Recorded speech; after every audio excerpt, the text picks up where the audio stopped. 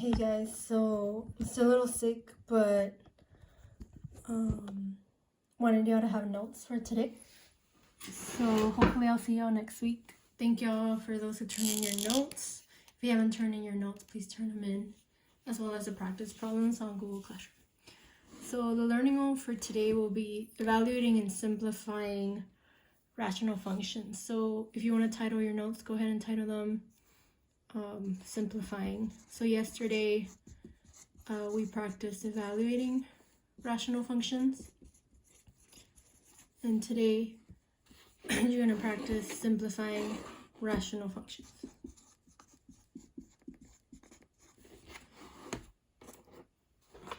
Alright, so again, rational functions are made up of two polynomial functions. So but there's sometimes when rational functions are not simplified. So I'm going to give a couple examples, and then I'm going to ask you to work on Alex so you can practice. So sometimes you'll have functions where they're not simplified. So for example, you have like x plus 3 parentheses x minus 1 parentheses x plus 3. So this is considered at the top linear binomials that are multiplied, which if you do distributive property, you'll get a quadratic formula. So this at the top is a quadratic polynomial, and then at the bottom is a linear polynomial. But notice x plus 3 and x plus 3 can cancel, similar to like 5 over 5, it's just 1, right? So whenever you have the same thing in the numerator with the denominators being multiplied, you can cancel it. Or it doesn't really cancel, it becomes 1. So 1 times x minus 1 just becomes x minus 1. And the reason why it's important to simplify is because, let's say I wanted to evaluate the function. Let's say this function f of x, we'll call this f of x.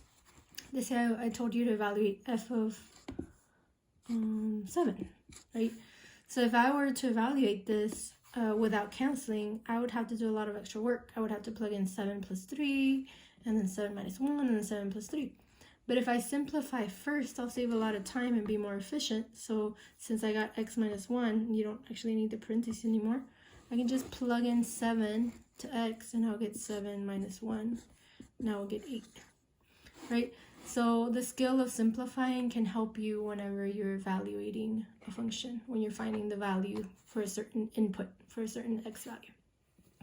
Now, sometimes it won't be given like this. Like this one would be an easy one. Sometimes you're going to be given a quadratic trinomial polynomial, such as f of x equals x squared plus, let me see, 3x. Let's do 2x plus 15 over x plus 5. So notice, initially, if you just look at it, you might think, oh, I can't simplify. But remember, you can simplify a quadratic using your skills of factoring. You can factor out by using two numbers that multiply to give you 15 and add to give you 2. So I'm going to put the multiples of 15 up here. So 1 times 15, 3 times 5, and then I can see that 3 times 5, or in other words, let's see if I do negative 3 times 5.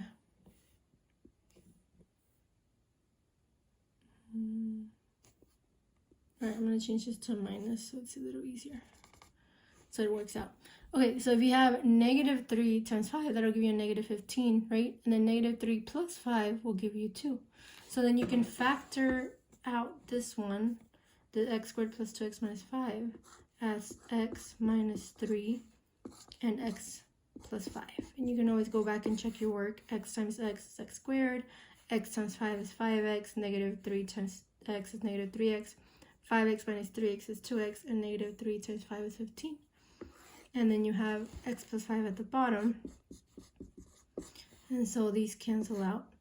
And so the simplified function would be f of x equals this, again, turns into a 1 because x plus 5 over x plus 5 is 1. So this would just become x plus 3. And again, if you were to find the value, if you were asked to evaluate, let's say let's do f of 7 again. So if I were to plug in the 7, it would take me a long time. I'd do 7 squared plus 2 times 7 minus 15 over x plus 5. Or if I simplify first, I can just plug in the 7 and get 7 plus 3. So the value of f of 7 is 10 for this function. So as you can see, being able to practice your skills of factoring out can make your life easier when it's time to evaluate a rational function. So there's going to be an exit ticket just to make sure you can practice factoring out. I'm going to do one more example when like a different way to factor. So if you remember in our last unit, and maybe in math 2, you practice something called difference of squares, which means when you have something that looks like this, an x squared, difference means subtraction. And let's say I have a perfect square. It could be 4, 25. Well, the perfect squares are here. 1, 4, 2 times 2 is 4, 3 times 3 is 9, 4 times 4 is 16, 5 times 5 is 25, 6 times 6 is 36. So if you ever have x squared minus one of the perfect squares, and again, these can go on forever.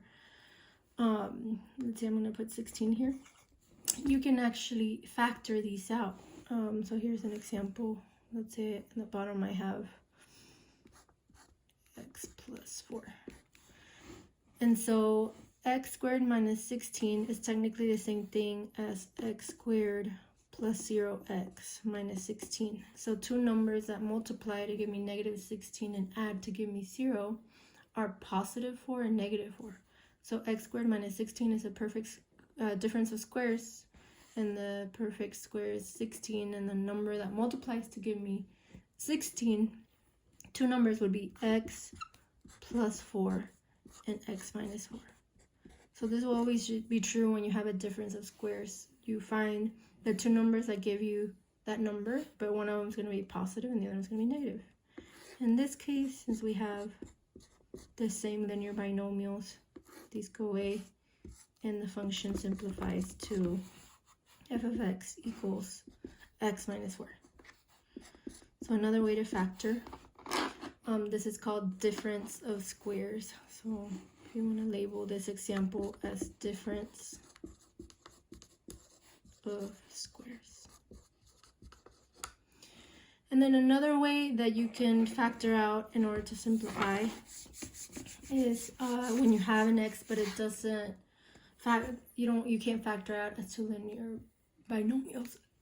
So let's say you have, for example, f of x equals 5x cubed plus 15x squared plus 25 divided by 5.